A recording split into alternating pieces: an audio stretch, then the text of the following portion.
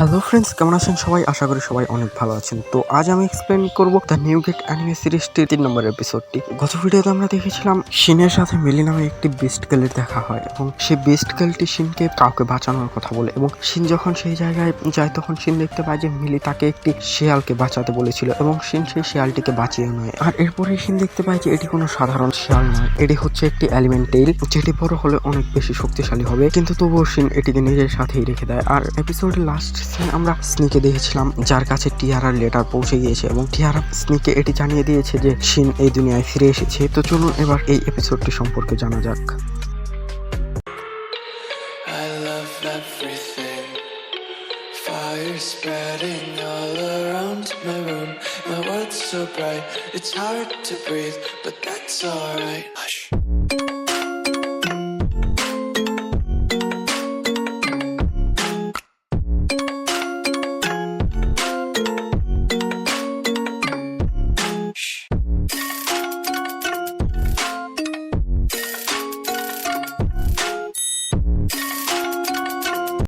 তো এই এপিসোডের শুরুতেই আমরা শিনকে দেখতে পাই যার সাথে সেই এলিমেন্টেলটিও ছিল। তো এখানে শিন সেই এলিমেন্টেলটিকে বলে একটি বিস্ট যখন তার মালিকের সাথে কন্ট্যাক্ট করে তখন সে সারা জীবন তার মালিকের সাথে থাকতে পারে। তুমিও কি আমার সাথে একটি কন্ট্রাক্ট করতে চাও? তো এটি শুনে সেই এলিমেন্টেলটি রাজি হয়ে যায় এবং এখানে সেই এলিমেন্টেল এবং শিন তাদের দুজনের মধ্যে একটি কন্ট্রাক্ট করে। তো কন্ট্রাক্ট শেষে শিন বলে, আচ্ছা তাহলে তো তোমার একটি নাম দেওয়া দরকার, তাহলে আজ থেকে আমি তোমাকে ইউজুহা বলে ডাকবো, এই নামটি তোমার কেমন লেগেছে? আর এরপরে সেই এলিমেন্টেলটি তার অঙ্গভঙ্গি দিয়ে বুঝিয়ে দেয় যে এই নামটি তার অনেক ভালো লেগেছে, তো এরপর থেকে আমি একে ইউজুহা বলেই ডাকবো। তো যাই হোক, এরপর শিন গিল্ডে এসে সিলিসার কাছে এসব কিছু রিপোর্ট করে, কিন্তু সে এখানে এই এলিমেন্টেলটির কথা কাউকে জানায় না। এরপরেই শিন সিলিসার কাছে তার পরবর্তী কাজের কথা জিজ্ঞেস করে। তো এটি শুনে সিলিসার শিনকে বলে, যাও সেখানে বোর্ডে কাজের তালিকা দেওয়া আছে, তোমার যেটি পছন্দ হয় তুমি সেটি সেখান থেকে বেছে নিতে পারো। আর এরপর শিন যখন সেই বোর্ডে যায় তখন শিন সেখানে দেখতে পায় যে চার্চ থেকে একটি কাজের অফার এসেছে। আর এটি দেখে শিন বুঝতে পারে যে এটি সেই চার্চ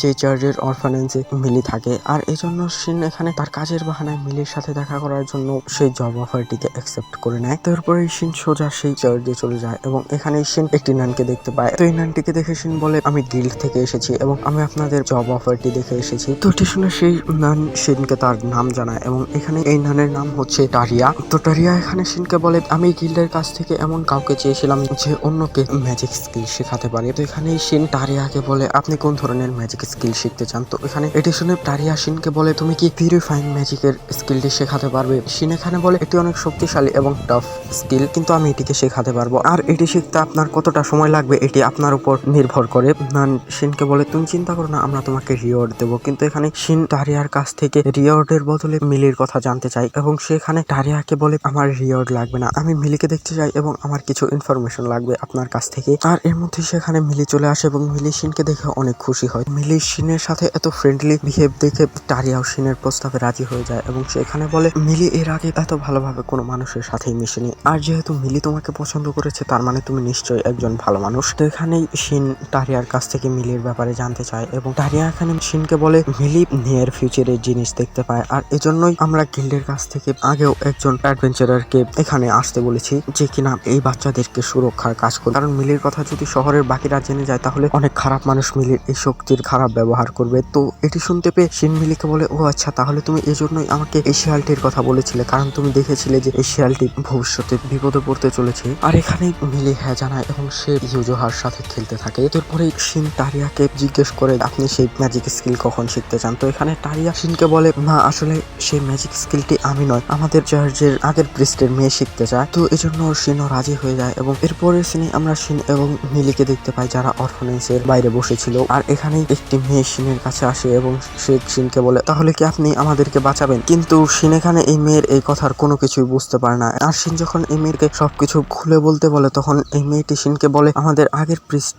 মারা গিয়েছে এবং সে অনেক ভালো মানুষ ছিল, আর এই জন্যই টারিয়া তার মেয়েকে এখানকার নতুন প্রিস্ট বানাতে চাচ্ছে, কারণ পরবর্তী যে প্রিস্টের এখানে আসার কথা সে অনেক বেশি খারাপ, সে শুধু টাকা নিয়ে পড়ে থাকে এবং সে এই অরফানেজটিকে বন্ধ করে দিতে চায়। তো এখানে শিন সেই মেয়েটিকে বলে, টারিয়াও তো চাইলে এখানে প্রিস্টের প্রিস্টের কাজ করতে পারে। তো এটি শুনে সেই মেয়েটি শিনকে বলে, না, প্রিস্টের কাজ সবাই করতে পারে না, একজন প্রিস্ট সেই হতে পারে যার কাছে কিনা পিউরিফাইড ম্যাজিক আছে। তো এখানে শিন বুঝতে পারে যে ডারিয়া তাকে আগের প্রিস্টের মেয়েকে পিউরিফাইড ম্যাজিক শেখানোর কথা কেন বলেছে। আর এরপরেই ডারিয়া শিনের কাছে আগের প্রিস্টের মেয়েকে নিয়ে আসে, আর এর নাম হচ্ছে রাশিয়া। তো এখানে শিন রাশিয়াকে বলে, পিউরিফাইড ম্যাজিক শেখার জন্য তোমাকে অন্তত 150 লেভেলের উপরের হতে হবে। তখনই সেখানে উইলহেম চলে আসে। বন্ধুরা, এই যে আগে যে অ্যাডভেঞ্চারারটি এসেছিল সেটি আর কেউ নয়, সেটি হচ্ছে উইলহেম। তো এখানে উইলহেম শিনকে বলে যে আচ্ছা, তাহলে আমরা তোমার উপর কি করে ভরসা করতে পারি। তো এটা শুনে ডারিয়া উইলহেমকে বলে, উইলহেম শান্ত হও, মিলি শিনের উপর বিশ্বাস করে, তাই আমাদের ওর উপর সন্দেহ করা উচিত হবে না। তো এটি শুনে উইলহেম মিলিকে জিজ্ঞেস করে, মিলি তুমি কি ওর ব্যাপারে কিছু দেখেছো? তো এখানে মিলি হ্যাঁ জানায়, কিন্তু মিলি শিনের ব্যাপারে কি দেখেছে সেটি মিলি কাউকে জানায় না। তবে মিলির থেকে এটি বোঝা যায় যে সে শিনকে নিয়ে ভালো কিছুই দেখেছে, আর এর জন্য উইলহেমও শিনের উপর প্রশ্ন উঠায় না। তো এখানে শিন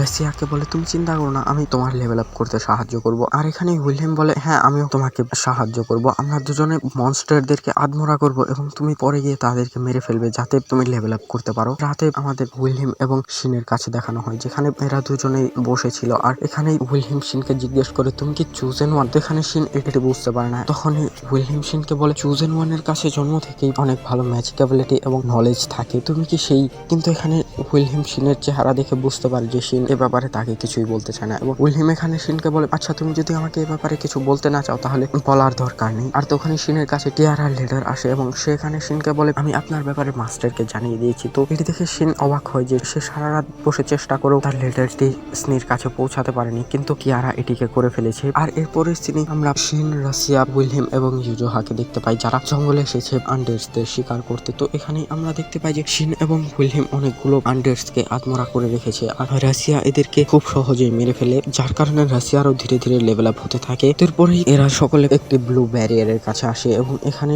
উইলহেম শিনকে বলে, হয়তো এখানে গিল্ডের লোকেরা এসেছে এবং তারা এখানে এই ব্যারিয়ারটি লাগিয়েছে যাতে সাধারণ মানুষ এখানে প্রবেশ না করতে পারে। তো এই বলে উইলহেম একটি কার্ড বের করে এবং সেখানে সেই কার্ডের মাধ্যমে সেই ব্যারিয়ারের মধ্যে একটি গেট খুলে এবং তারা সকলে সেই ব্যারিয়ারের মধ্যে চলে যায়। আর এরপরে এরা আরো অনেক মনস্টারদের হান্ট করে, আর এখানে উইলহেম রাশিয়ার জন্য একটি মনস্টারকে আত্মরা করে নিয়ে আসে যাতে রাশিয়া সেটিকে মারতে পারে, কিন্তু উইলহেম এখানে সেই মনস্টারটির এত বাজে অবস্থা করেছিল যেটি দেখে রাশিয়া অনেক বেশি ভয় পেয়ে যায় আর চিৎকার করতে থাকে। তো রাশিয়ার এই চিৎকারের সাথেই সিন শিফট হয় এবং আমরা লেডি রিয়নকে দেখতে পাই যে স্কালফেস জ্যাকের সেই ওয়েপেনটি দিয়ে আরেকটি স্কালফেস জ্যাককে মারছিল, আর তখন লেডি রিয়ন সেই স্কালফেসটিকে এক স্ল্যাশে মেরে ফেলে এবং সেখানে বলে, যদি এই সোয়ার্ডটি আমার কাছে না থাকতো তাহলে এদেরকে মারা সত্যি অনেক বেশি কষ্টকর হয়ে যেত।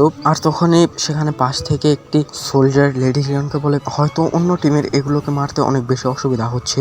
তো এটি শুনে লেডি রিয়ন সেই সোলজারটিকে বলে, তুমি চিন্তা করো না, আমি সেখানে যাচ্ছি। কিন্তু তখনই সেখানে স্নি চলে আসে এবং স্নি এখানে লেডি রিয়নকে বলে, আপনি চিন্তা করবেন না, আমি সেখানে যাচ্ছি। আর এরপরেই আমরা স্নির অ্যাকশন দেখতে পাই যেখানে আমরা দেখতে পাই যে স্নি খুব সহজেই সেখানে একটি স্কালফেস জ্যাককে মেরে ফেলে, যেটিকে মারতে এই টিমটির অনেক বেশি কষ্ট হচ্ছিল।